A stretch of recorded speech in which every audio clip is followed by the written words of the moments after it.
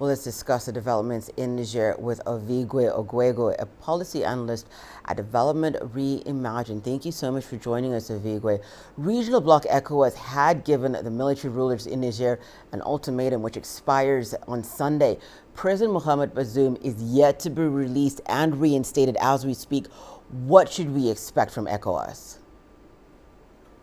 Yeah, I think maybe around midnight or early tomorrow morning, they might come out with a formal announcement that they're going to move ahead with the invasion, or a postponement of the deadline because they want to pursue diplomatic and political resolution to the crisis.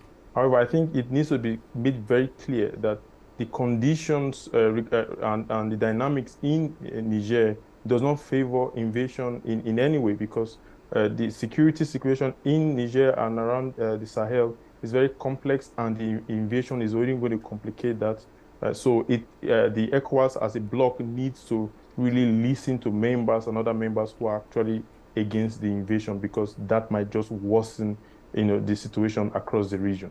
When you talk about members who might be against that invasion, we have seen military rulers in Niger, Burkina Faso, Mali, as well as some Nigerians themselves warning against any military intervention in their country. Where does this leave ECOWAS, and what is the way forward, do you think? Yeah, I think ECOWAS really need to access itself as a bloc to understand that just as in the past, it has selectively intervened. I mean, if you go back to, for instance, 2003, there was that soft intervention, you could call that, supported with the French in Ivory Coast. There was an intervention in 2002 in Mali, you've seen in Liberia.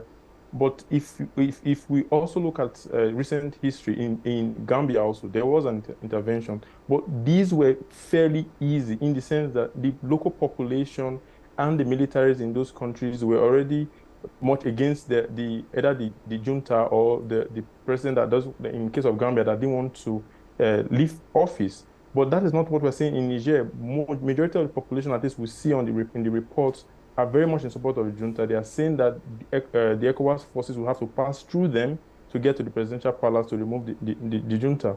And with Mali and Burkina Faso actually formally saying the invention will be declaration of war, I think that is a clear sign that this is not going to be anywhere like what we've seen in Gambia, but a regional war that will complicate the security situation in and around Niger.